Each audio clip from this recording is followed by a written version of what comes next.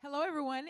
MD&M West 2025. I am Lisa Block, and I am here with the very amazing Tony. And we're going to have an awesome conversation. We have seen more and more influencers emerge into the market, and so we're going to just have a little podcast chat, if you don't mind, Tony. I love that idea. I think there are so many people that have stories that need to be told, and they just don't know where to start. Yes. They well, don't you're know. going to tell them where. I would love to, but first, Yes. what I want to say is, thank you to everybody in the booths around our stage. Shout out to y'all. Yeah, thank you for tolerating me with Tony on the street when I'm running over being a little bit obnoxious. I don't mean to be obnoxious. I'm just trying to have some fun with y'all and lighten the mood, okay? Absolutely. So thank you guys for being a good sport and not punching me in the face. I really, really appreciate it. Lisa might have paid you to do it, but I'm glad that you didn't take the money, and I'm glad you didn't do it. So yeah, Absolutely not. That being said, I would not dare. I would love to share some info with people. Yeah, so I want to know how you got started in podcasting. Like, what made you say, you know what, this would be a great idea for me to become a podcaster? How'd you come in? Yeah, so what that looks like is I did not start in my father's Great business. hair. Yeah, well, the hair is new. Oh, right? Okay. It's not transplanted or anything, but it's not what I had at that time. So I was new coming into our industry. My father started our company 47 years ago. Wow. I was late coming to the party. I told that story earlier today, and when I did, he tasked me with being in sales and marketing. Okay.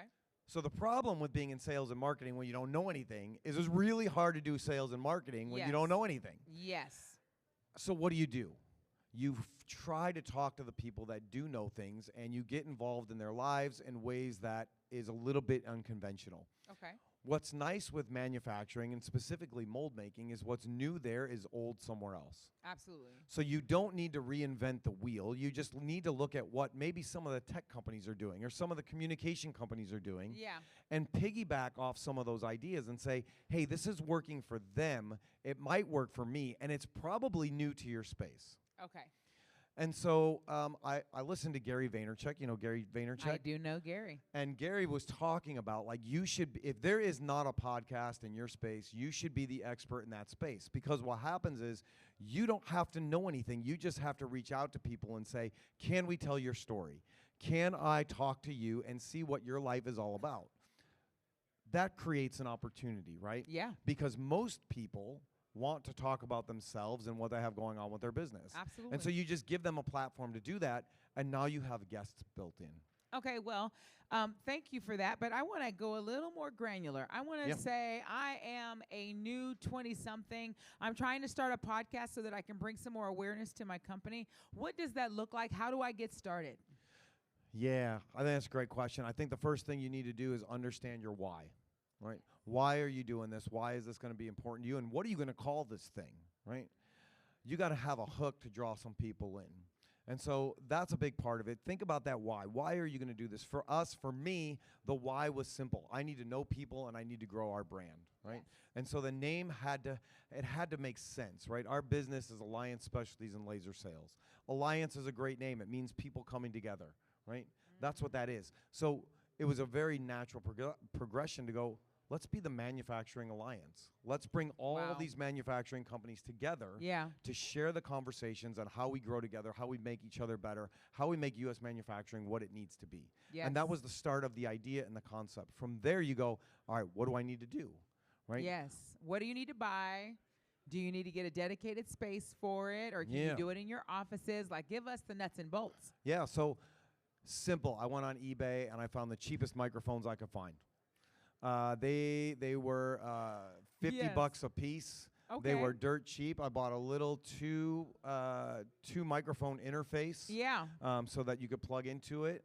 I used GarageBand from Apple to record the audio. That's a blast of the past. I taught myself how to do some editing with it. Yes. I taught myself. I reached out to a friend of mine who makes music, and I said, "Hey, can you record me an intro?"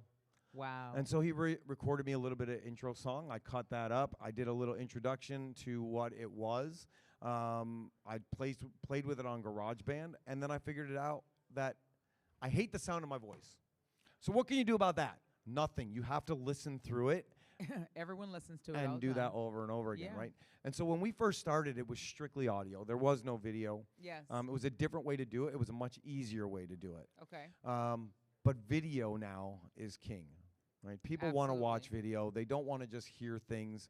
Even when people are driving in their cars, even though they shouldn't, they have a video playing of what's going on. There are so many softwares that make it easy. I use an app called Restream. Yeah. Restream is a video software. You need one camera, and that's it. It automatically goes live to YouTube, to LinkedIn, to Facebook, to Twitch, to where all these different servers, and you don't have to individually put them up there. It's one-stop shop. It puts them all in all the things. You can do all your own animation and graphics and everything else, and then you're basically done. So I have a question about Sure. someone who would say, okay, well, what does the podcasting landscape look like now? Because when you started, there probably weren't very many podcasts. There were not.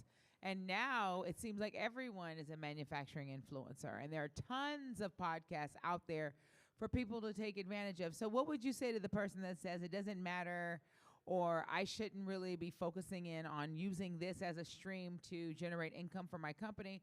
Because everyone has a podcast. Sure. Everyone has a podcast, but not everyone has your story.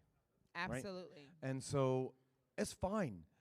The way I look at it, and we talked about Yeah. this before, is all podcasts don't have to be competition. We could be friends, right? Yeah, We can work absolutely. together as a network of people that are helping to grow the industry. Well, stop right there.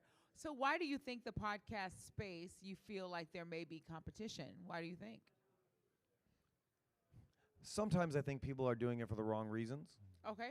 I think that sometimes people will say we want to see the industry grow, but anybody knows when somebody has ulterior motives, right? Yeah. For me, I want to talk to people. So I've never charged anybody to be on a podcast show because I want to see their business grow and have success, and I want to tell more stories.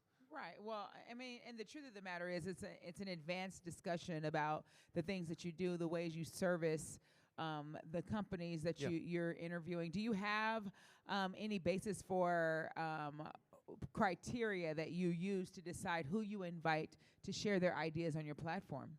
Sometimes it's just who do I find interesting? Okay. Like, what is their story? You know, Plastics News or one of those magazines will put out the top 20 under 30 or whatever Yeah. that looks, top 30 under 30. Yes. And I'll reach out to them and say, hey, sounds like you have a cool story. Would you like to come on and talk about Okay. what's going on in your life? Next week, we're actually talking to a woman who is a life coach for men, trying to encourage men to stay masculine in their leadership and what's going on, Okay. and giving them permission to do that and teaching them the right ways to do that in a God-centered way where you're going to be leading your team, your Yeah. family, your kids in the right way. And so anybody that I find interesting applies to manufacturing, it applies to business, it applies to life. I can invite them in and have those conversations. So then I have another question. So let's say, for argument's sake, you invite someone on, you have a great interview with them. Do you feel any pressure to keep that guest to yourself, or are you excited when they branch out and you see that guest on multiple other podcasts? I love it. I love it. Yeah. I love when people get exposure, and I love when they grow. That's the whole idea behind this. I have no ownership to the person or the ideas. It's for, I truly, truly believe that it is to help the manufacturing space grow and to encourage people to take those next steps, to grow their businesses, to have greater success. So, you know, any friends that I have, I recommend, like, you should check out this person, you should check out this person, you should go there. Absolutely. And move that forward, right? That's what it has to be for. I have to help you grow, you have to help me grow, and then together we have success. Yeah, and I think one of the things that we haven't touched on, but that is a very relevant statement, and that is that, and we'll wrap up with this, but that as much as the manufacturing space is big, it's also very small. Yes. So a good deal of the reason why I may feel like there's some competition there is because you're all competing for the same customer, right? Which is essentially what we try to get away from in the business sector, right? We're hoping that our customers will see something different about us that can serve their purposes at the time, and so there's room for all of us. And we don't always see that. So I want you to give some encouragement to that new guy starting his podcast. He's not seeing any traction. He's having a hard time getting guests to come on a consistent basis. What can you say to him that encourages, or her, that encourages them to move forward with podcasting anyway? I would say stick with it. Don't slow down, right? Just because somebody's not listening, stick with it.